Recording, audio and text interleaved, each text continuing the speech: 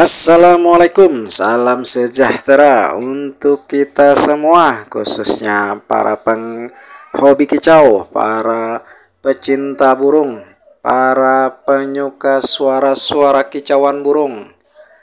Video kali ini saya tidak ngombyok ya, hanya review harga terbaru dari burung kerak basi alis hitam. Ini kebetulan bukan di pasar ya, jadi ini adalah di kios di daerah Jakarta Pusat ya, di wilayah Kecamatan Kemayoran. Ini di dekat Bendungan Jago ya.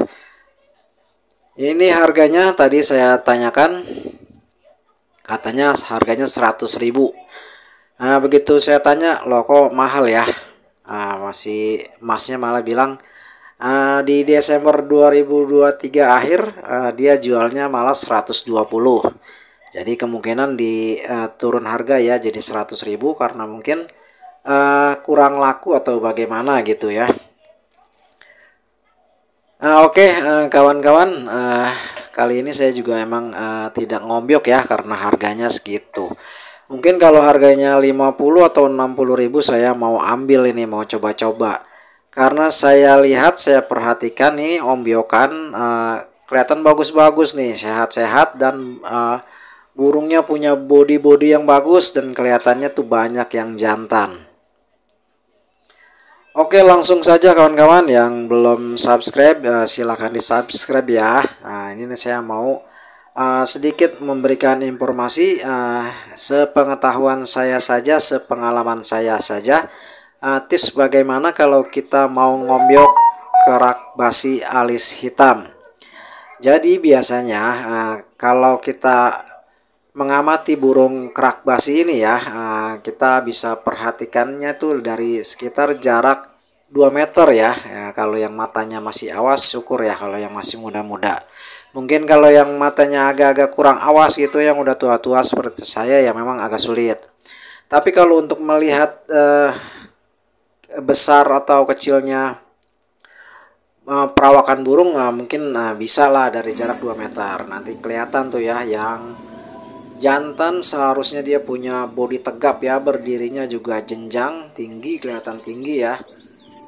Dan dari warna, biasanya kalau jantan itu punya warna di bagian samping kanan kiri perutnya itu atau dadanya itu terlihat jelas warna coklatnya itu lebih kemerahan ya, atau lebih kayak warna tembaga itu kalau kena cahaya matahari.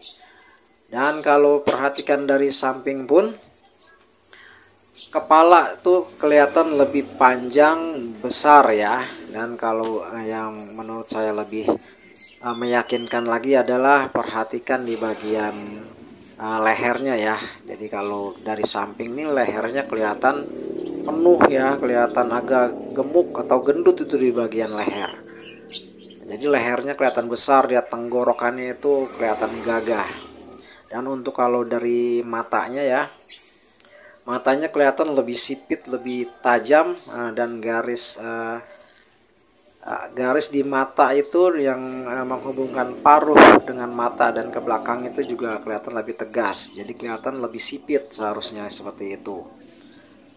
Dan biasanya juga kalau misalnya jantan itu kebanyakan itu ekornya tidak banyak mengembang atau ngipas ya, di ujungnya itu tidak mekar. Jantan lebih cenderung terlihat ujungnya itu lancip ya.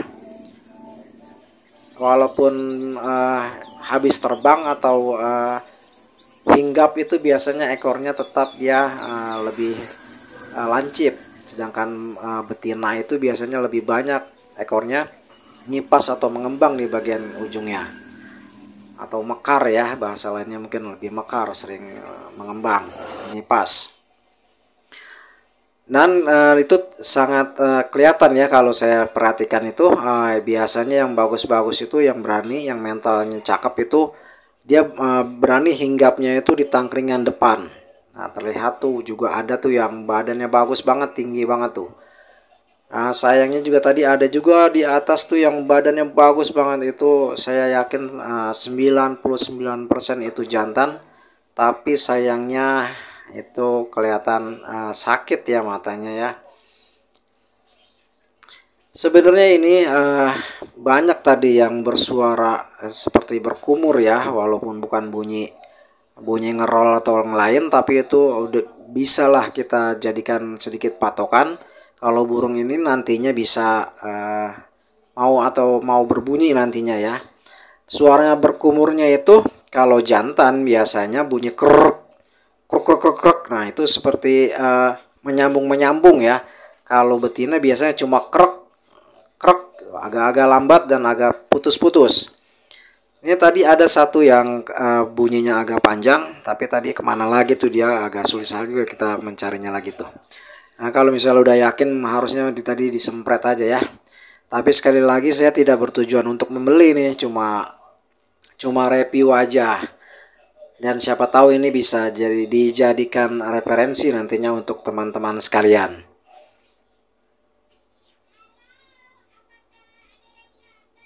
Nah, tuh ada yang bagus banget tuh, bodinya seperti itu ya.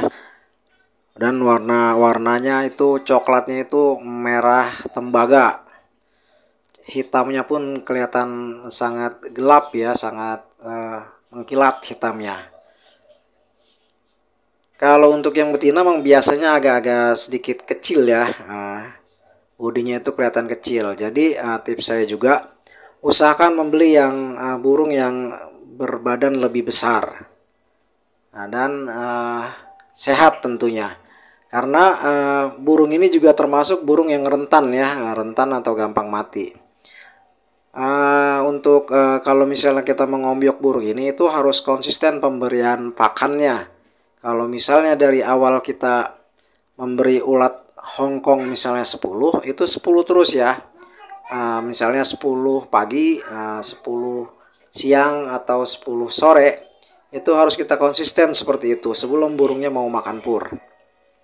Dan jangan dikurangi ya, kalau ditambah boleh. Biasanya kalau nanti udah mau berbunyi, burung ini nanti akan ngambek ya, biasanya kalau dia asupan gizinya atau asupan protein yang dia terima itu berkurang, nantinya itu burung akan ngambek atau biasanya macet untuk berbunyi. Oke kawan-kawan, sekiranya segitu saja yang bisa saya sampaikan. Semoga bisa bermanfaat. Terima kasih. Wassalamualaikum.